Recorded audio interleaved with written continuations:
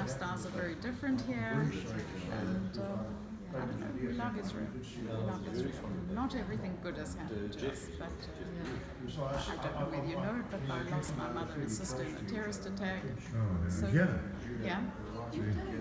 Yes, they were killed in a terrorist attack in the center of Tel Aviv, in Dizengoff Center, just outside of Dizengoff Center, which is the center of Tel Aviv. So When did that we've happen? had to get through a lot of things. It was Purim, if you know what Purim is. It's a festival just before the Passover. It was just now, this month, the 4th of March, And when did it 1996. happen? 1996. So it was hard for us. It was a time when Larry and I were still going through a lot of this recovery from his business things, and it was not a good time. But we never lost our faith in Israel. Never. And I don't hate anybody because of it, and I'm not frightened to go anywhere. I never stop my kids from going on buses, and we recovered. And what does tend to upset us is that from having lost family members, we still no nearer to a peace agreement. And you value your family more, I suppose, in a way, or not? I don't think that much. No, okay. It's just how much we love the country, and that we could have said and done lots of things, but it never was that way. It was only that we had to get through it. They were very much at the wrong place at the wrong time, and you just got to get on with your life. But it never made us lose faith in Israel. Well, that's an amazing testimony in itself. It is. It is. It is. So I really can speak from real bad experiences, and every part of the land here. I just love it. I love it. There's nothing that I don't love.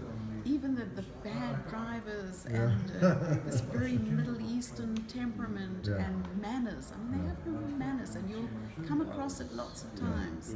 Maybe you won't. I don't know. But the Middle East is a very, very different culture to what we've come from, and I can tell you the very first experience we had about school.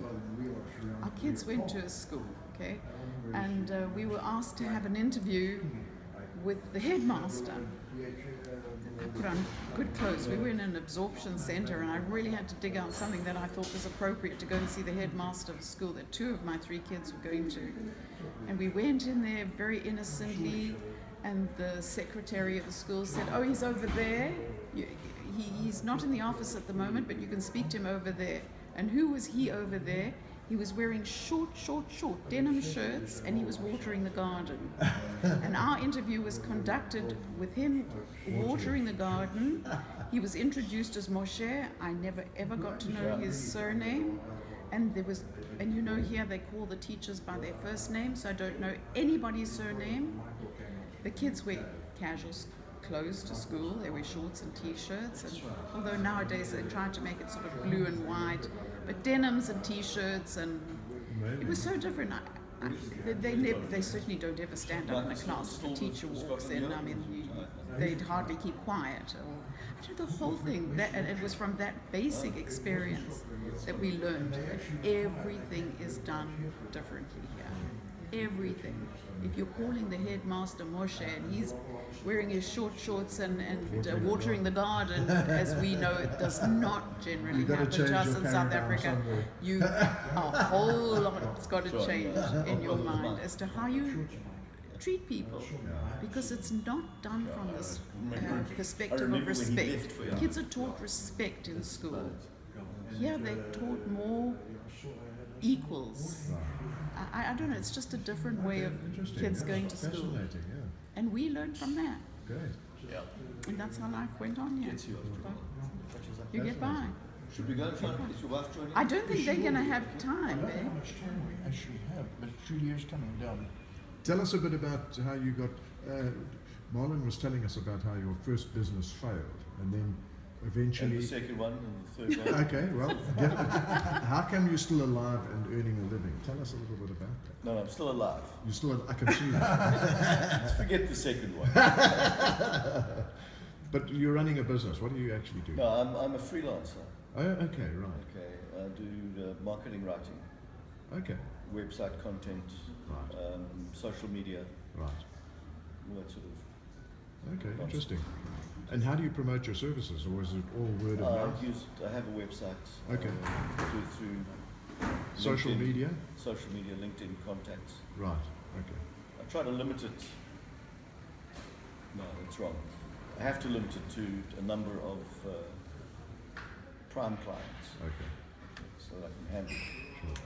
Sometimes it gets a bit out of hand and I get too many clients that pay too little money. Okay. So I've got to get more clients to pay more. But there's never a balance. Right. It's always up or down. Sure. But I mean, you've been an entrepreneur most of your life. Yeah. Marlyn was saying in South Africa you had your own business before you came over. Right. And so you've never had to put up with corporate politics and stuff like that? Well, I have. I worked for Yeah, that's right. 2 companies, Right. actually 3 companies. I've been fully employed Right. 3 times. Okay. The latest one was up till the beginning of 2014. Okay. I worked full time for a company in their marketing Right. department. So yeah, I did have to put it with corporate politics a lot. Okay. And did you do okay in that, or did you find it a bit hated it? Well, that was me too. Yeah. Hated it. Right. So even though it's up and down, it's better than having to play the political game all the time. You know what? There's a lot of benefits to being freelance. In Israel, it's pretty difficult to be freelance. Right. Number one, first of all, the language is against you. Sure. So I try to deal with companies that are dealing overseas, mainly selling to the US, Europe, Okay. and what have you. And that's fine. That's an advantage for me. Right. So would you say your services are translation as well? Not translation. No. Okay. I can do translation, but Larry I prefer not what to. he does is conduct his business activities in Hebrew Mm. and then puts it into English for their promotion Okay. outside of the country. But he's I can- fluent I in can Hebrew, do- but he doesn't write in Hebrew. No. I Okay. He can speaks do in interviews Hebrew. and discussions and negotiations in Hebrew. Right. I've learned how to shout. Okay. And he swears in Afrikaans. I can tell you, he speaks an awful lot of Afrikaans. That's the right way to do it. Cut I up don't on the realize. road where the Afrikaans comes out. And That's so funny. but it's difficult here because the way that the financial situation is set up, you've got to pay advance taxes, Yeah. you've got to pay your VAT. Right. What is VAT percent? 17%. Yeah. And then you've got to pay what they call Butchins, which is national insurance, Okay. which goes on top of that. So before you even put a piece of bread on the table, you can take the loaf of bread and you can cut it about 2/3, To the government. give that to the government, and you're left with about that much. And yet the standard of living is reasonably high. Standard of living is actually pretty high. Yeah. Yes. That seems a contradiction. It's not quite as bad as I mean. No. Okay. It's not quite as bad. Okay.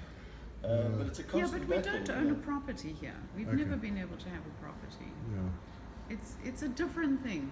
Right. It's just very different. Right. And Yes, a lot of it goes on rent, which would Right. go on Sure. on a mortgage, but less would go on a mortgage. Right. But at least we'd have some, and a capital mortgage is a growth. relatively new thing here. It's Is been it? only in the last 20 years could you even Really? get a mortgage Really? here. We used to be able to have Yeah. to put down a lot of money, a lot of money. A Yeah. lot, Huge maybe percentage. 75%. Really? in order to- That's. and properties are 75. considerably more You expensive would have had to here Yeah. back than then. you pay. Today you can get 10%. Only first-time homeowners. First-time buyers, young couples. You can't. You certain basically special- have to put down special between 30 and standards. 50%.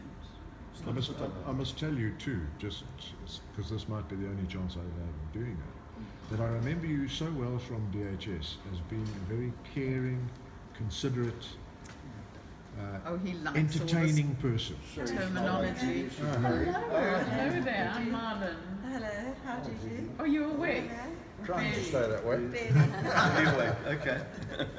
Oh, I'm sorry. thanks. So I remember you with a great I don't deal of remember fondness myself as a- as, One as more a, chair one of the here. people that I remember really well from DHS, because I got bombed out in Standard 9, so I had a shortish time there, but I remember you well as being someone who made a big impression on me in terms of your character. So I commend you for that. Thanks, I don't remember that.